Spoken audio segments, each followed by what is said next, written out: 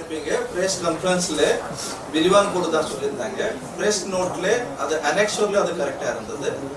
Press நோட்ல ஒரு annexure இருந்தது, அதுலயும் கரெக்டா இருந்தது. நோட்ல மட்டும் இப்போ மாத்தி ஒன்லி விரிவான்.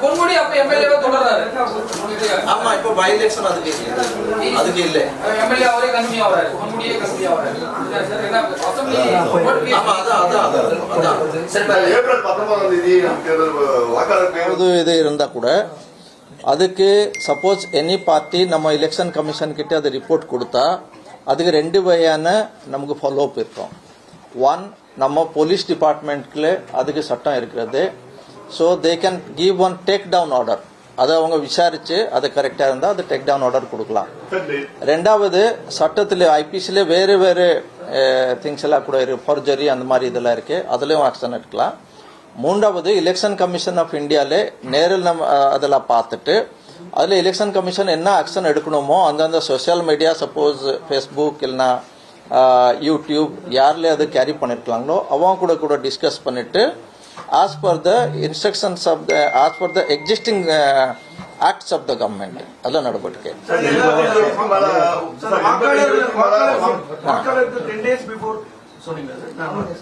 ஆமா ஆமா, நாமினேஷனுக்கு 10 டேஸ்க்கு முன்னாடி இந்த ஃபார்ம்ஸ் எல்லாம் நம்ம இல்ல இப்போ கண்டினியூஸ் அப்டேஷன் போயிட்டே இருக்கு.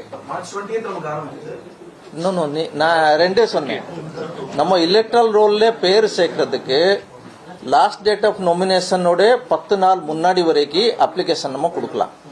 அது நாங்க கன்சிடரேஷன் ஜோன்ல அது வாக்காளர் பட்டியலில் நம்ம சேர்க்கறதுக்கு முயற்சி செய்வோம். அதுக்கப்புறம் ஃபார்ம்ஸ் வந்தா அது நாங்கள் அக்செப்ட் பண்ணுவோம். பட் அப்போ டைம் இருக்காது அது இன்க்ளூட் பண்றதுக்கு. நான் இன்னொரு இது சொன்னேன், ஊனமற்றவர்கள் முதியோர்களுக்கு என்ன சொன்னேன்னாக்க அவங்க இப்போ ஃபார்ம் 12D எனக்கு ஒரு வீட்டிலே ஓட்டிங் பண்றதுக்கு ஒரு ஃபார்ம் வேணும் சொல்லிட்டு ஃபார்ம் 12D அவங்க இது கொடுக்கலாம். அதுக்கு இப்போ என்ன இருக்குனாக்க 5 days after the date of notification அது வரைக்கும் இருக்கு.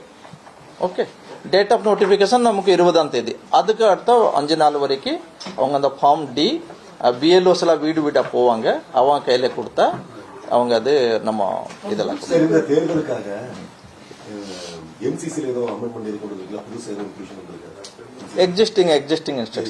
எக்ஸிஸ்டிங் இன்ஸ்ட்ரக்ஷன்ஸ் அப்போ வேற ஏதாவது சேஞ்சஸ் பண்ணா அது எலெக்ஷன் கமிஷன்